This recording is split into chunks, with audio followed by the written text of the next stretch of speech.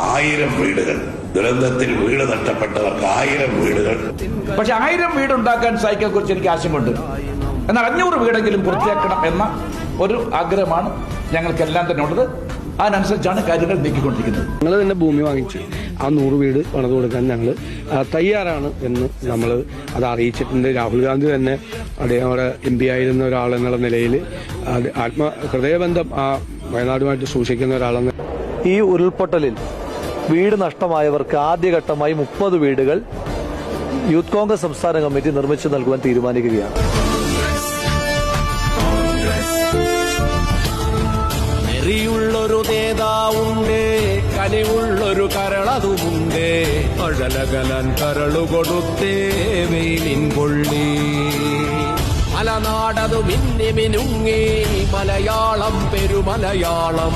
പല കൂട്ടം പെരുമക്കൂട്ടം പുതുമക്കൂട്ടം.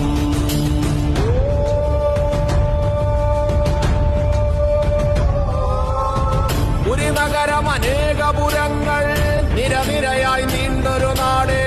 മതനിരപേക്ഷതയുടെ നാട് മലനാട് മാമലനാട്. ഒരു നഗരം അനേകപുരങ്ങൾ നിരനിരയായി നീണ്ടൊരു നാട്. മതനിരപേക്ഷതയുടെ നാട് മലനാട് മാമലനാട്. കാണക്കാട് വളരുന്നേ മലനാട് മാമലനാട്.